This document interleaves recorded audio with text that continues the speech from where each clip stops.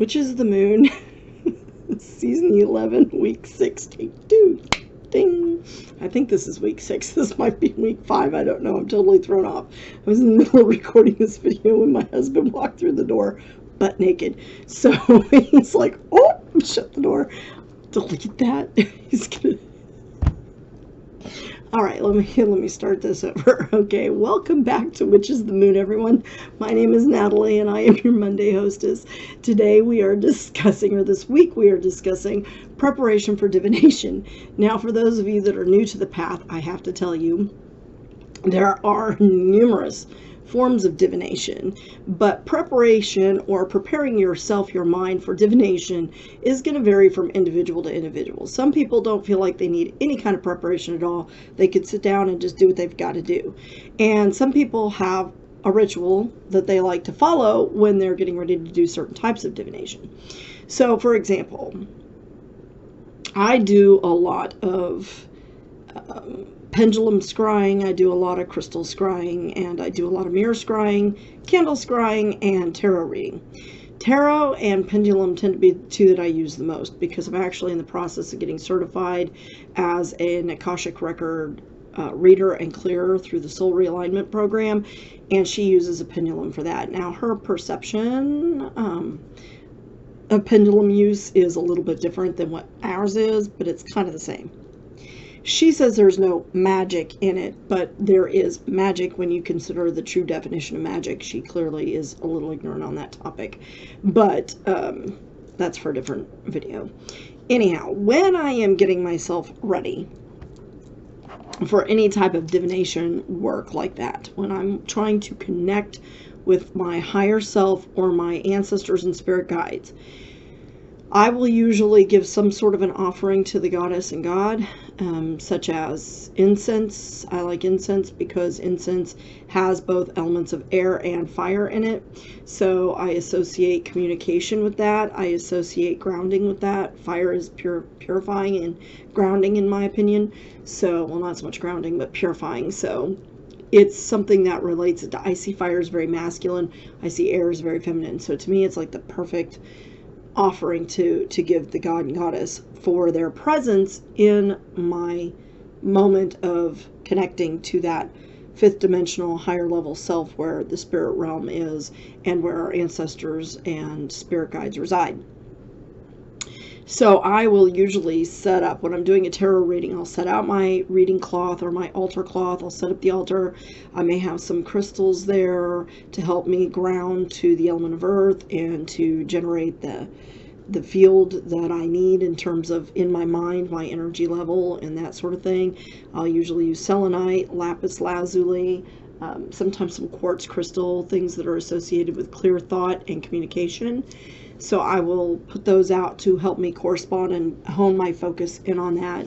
Sometimes I will use a significator card, which is a card that you set out to represent the person for whom you are reading, and I may put them in the middle of the crystal grid or what have you, and that way that reading is honed and focused on that specific individual. If it's for myself, I usually dispense with a lot of that. I'll just kind of sit down with my cards, shuffle them, I'll hold them in my hand and get my energy flowing through the cards, and then I will sit down and read.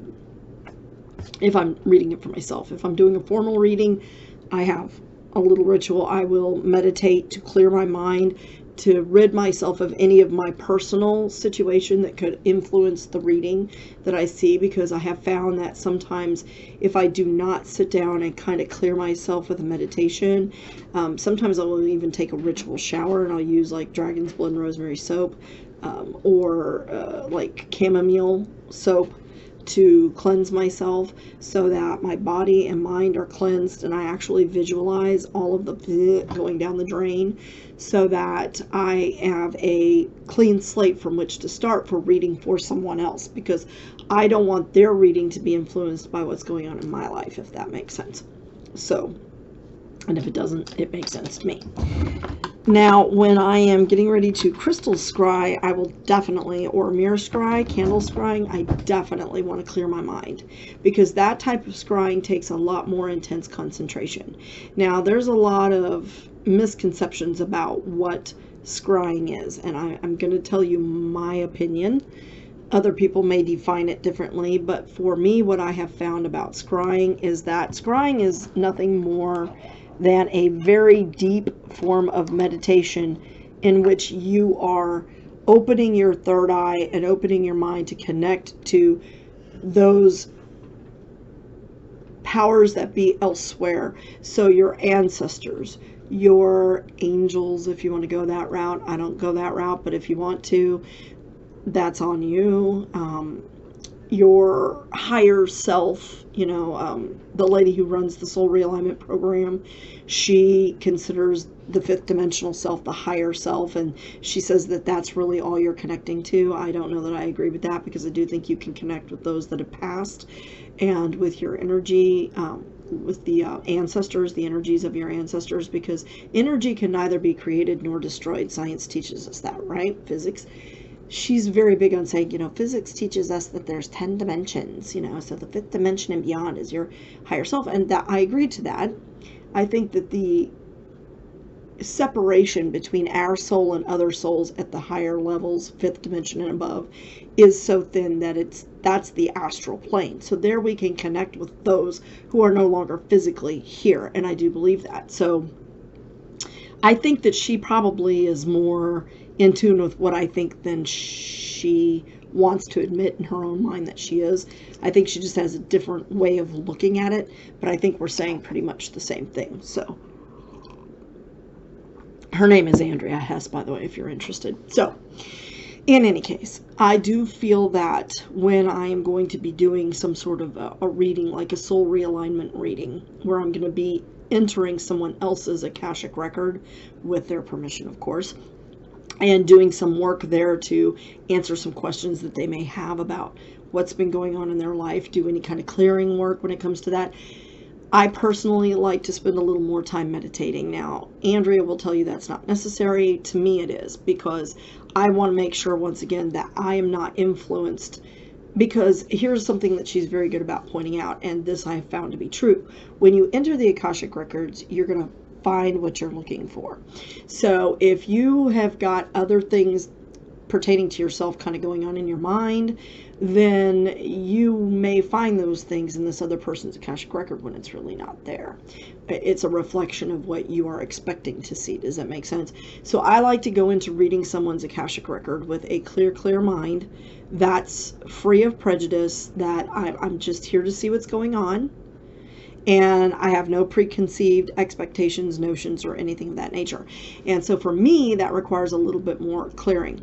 Sometimes I will go so far as to cleanse myself with sage or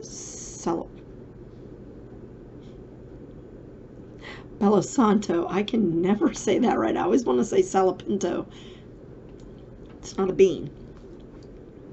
Whatever.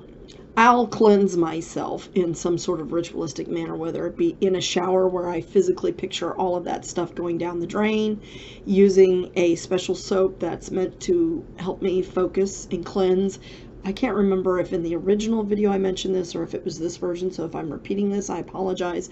When I am doing a formal tarot reading for someone else, again, I don't want to be influenced by anything that may be going on in my own mind or in my own head.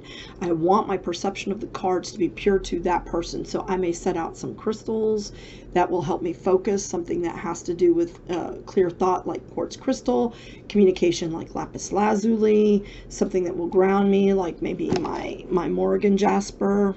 I call it my Morgan jasper. To me, it looks like a little heart. And the fact that it's red and black, I just associate this with the Morgan. So this is one of my favorite crystals to have around. It just helps keep me connected to the goddess through the day. But I may set that out. I may set out some selenite. My dog chewed my selenite sphere. So now I have these lovely pieces that, funny enough, look what they form. That's right, folks. So I may set those out, set out an image of the god or goddess. I'll make an offering to the god and goddess, usually of incense of some sort, like dragon's blood or sandalwood.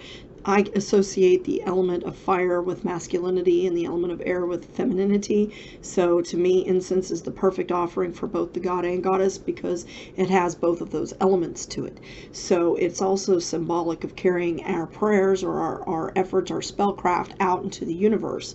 And so I will I will often make an offering. I'll set out my altar, have everything set up, and I allow those things to help me focus my third eye, open my third eye, focus my mind on that person. And again, I can't remember if I mentioned this in the video I was originally recording that I had to erase and re-record, or you would have been a little bit shocked. Or if it was in this video, so I apologize if I'm repeating this, but I will also often set out a significator card.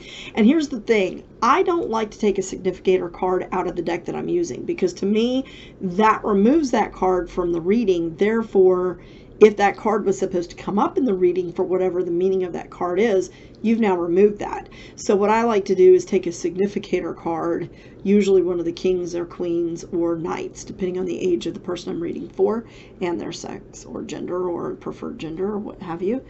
And I will take a card that to me connects to that individual. That's how I choose it.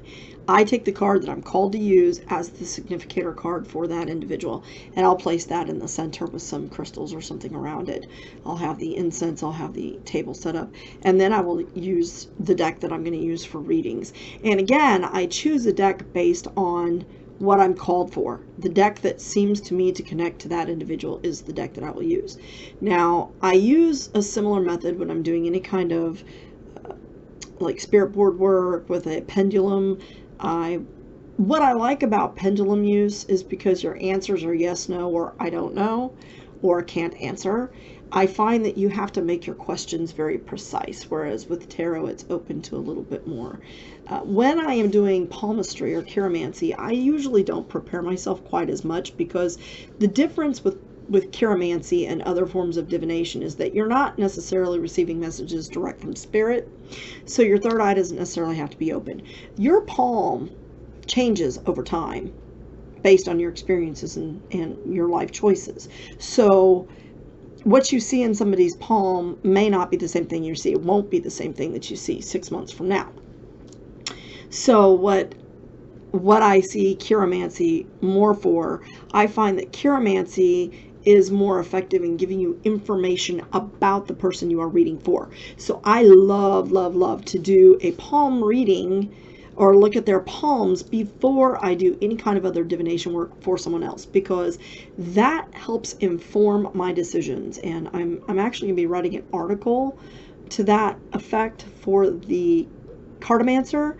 So if you're interested in more information about how I use that to inform my practice, let Arwen know that you're interested in seeing that article, because I'm in the process of writing it right now, and I hope to get it over to her. I don't know which issue she will choose to publish it in, but I am definitely going to be talking about that, because I have found that understanding the nature of the person you're reading for definitely helps to clarify some of the cards that come up, especially when you get funky cards that typically don't show up together, and you're kind of like, what the heck is this supposed to mean?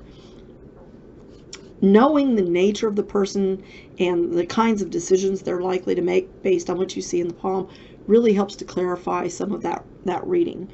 So, in any case, so in terms of having a set ritual to prepare myself for divination, the only thing that I do consistently usually is meditation of some sort.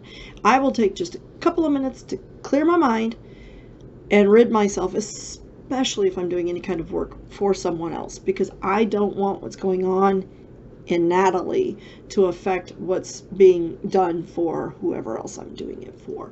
So that's my spiel on preparing yourself for divination.